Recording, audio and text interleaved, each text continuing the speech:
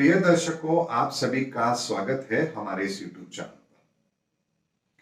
दर्शकों, मैंने कई बार ऐसे वीडियोस आपको दिए हैं जिसमें समय से बहुत पहले ही आप लोगों को वो जानकारी दी है जो आने वाले समय में ऐसा हो इसके बिल्कुल भी संकेत नहीं देती है। लेकिन फिर भी मैंने आपको ग्रहों के आकलन के आधार पर वो बातें आप लोगों के सामने अवश्य रखी है।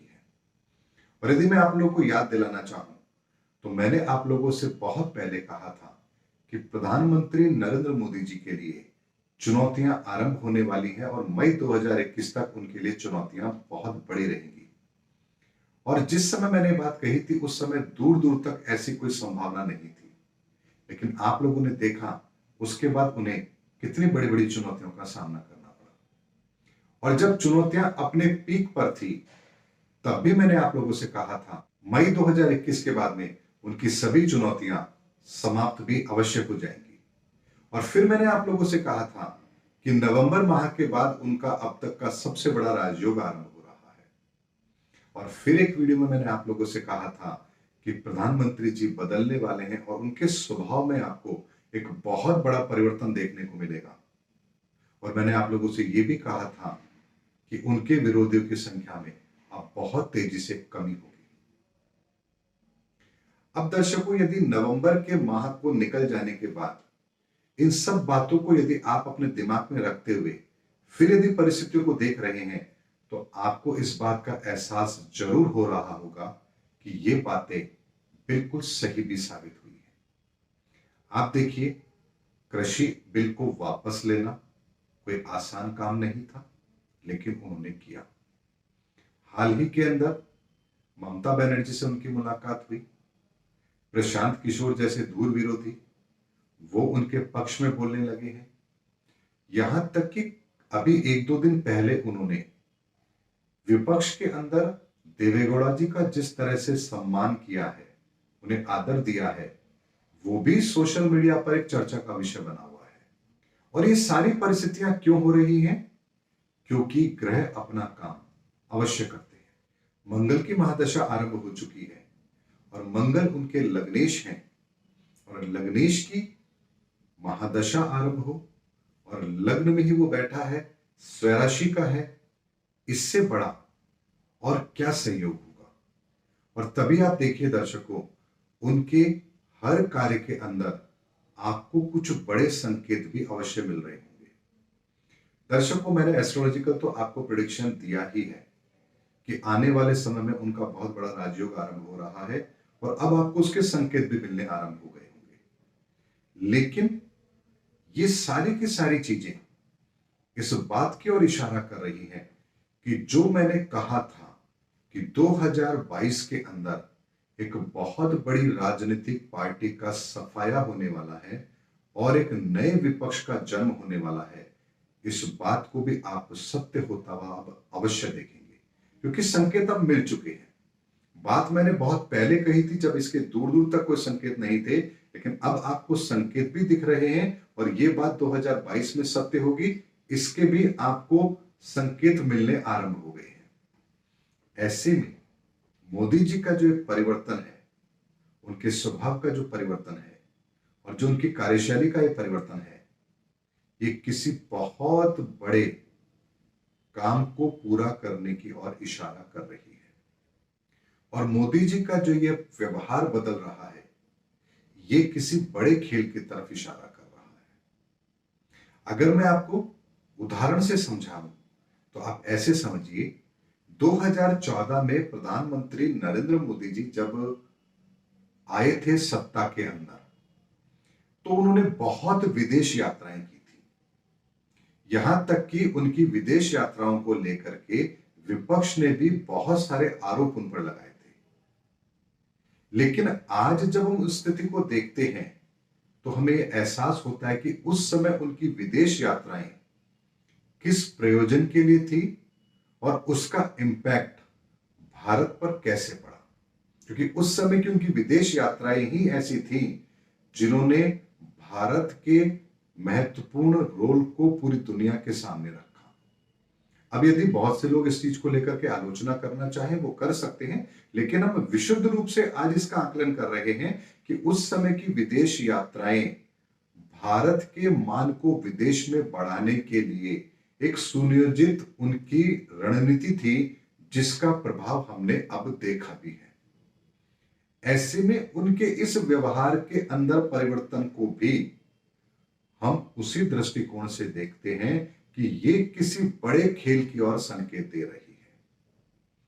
यानी भारत के अंदर कुछ ऐसा बड़ा परिवर्तन जो सदियों में हो रहा हो, जिसकी प्रतीक्षा भारत की जनता हजारों सालों से कर रही हो, और कुछ ऐसा कदम जो भारत को विश्व गुरु बनाने के लिए जरूरी हो और विश्व के अंदर भारत का मान उस कदम से बढ़े, विरोधियों को कोई मौका ना मिले उसका विरोध करने का, विपक्ष भी मजबूर हो उस पर अपनी सहमति देने के लिए, और विश्व के अंदर कोई भी देश उसके खिलाफ ना हो, और पूरे विश्व के अंदर एक ऐसा माहौल बने जो उन्हें समर्थन देने के लिए बाध्य करता हो और एक नई आइडियोलॉजी का जन्म हो।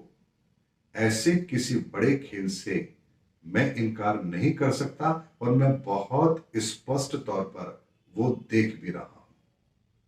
यदि मैं प्रधानमंत्री जी की कुंडली को देखता हूं, भारत के भविष्य को देखता हूं, भारत की कुंडली को देखता हूं, वर्तमान गोचर को देखता हूं, विश्व की स्थिति को देखता हूं, और विपक्ष में जो लोग हैं उनकी स्थिति को देखता हूं, उनकी कुंडलियों को देखता हूं, तो मुझे इसमें कहीं कोई संदेह नजर ही नहीं आ रहा कि भारत अब अपने लिए कुछ ऐसे बड़े कदम उठाने जा रहा है जो आने वाले समय के अंदर भारत को एक बहुत बड़ी विजय दिलवाएगा, और इसमें मुझे कोई संदेह नहीं है। दर्शकों, मैं चाहूं तो इस बात को बहुत स्पष्ट शब्दों में आप लोगों के सामने रख सकता हूं, लेकिन होता यह है, और ये एक एस्ट्रोलॉजर की मजबूरी भी होती है, कि सभी लोग उसकी बात से सहमत नहीं हो सकते। कुछ उसके पक्ष में होंगे, कुछ उसके विपक्ष में होंगे। ऐसे में सांकेतिक रूप से कुछ बातें कहना हमारी मजबूरी होती है, और वही बात मैं आप लोगों के सामने रख भी रहा हूं। ऐसे में ये जो बदलता हुआ व्यवहार है, ये मंगल के प्रभाव को बहुत स्पष्ट तौर पर मुझे दिखा भी रहा है, और भविष्य के गर्भ में जो है जिसका आकलन मैं कर चुका हूं वो भी मुझे साफ साफ दिख रहा है। ऐसे में एक बहुत बड़ा अच्छा अनुभव, एक बहुत बड़ी अच्छी कल्पना भारत के संदर्भ में मैं कर सकता हूं, और उसका श्रेय निसंदेह प्रधानमंत्री जी मोदी जी को जाएगा, इसमें कोई दो राय नहीं है। और उसको पूरा करने के लिए ही ये सारी रूपरेखा तैयार हो रही है, इससे भी मैं इनकार नहीं कर सकता। क्योंकि जब आपका लक्ष्य बड़ा होता है तो आपको फिर छोटी मोटी चीजों को भूल करके एक बड़ी पृष्ठभूमि तैयार अवश्य करनी पड़ती है।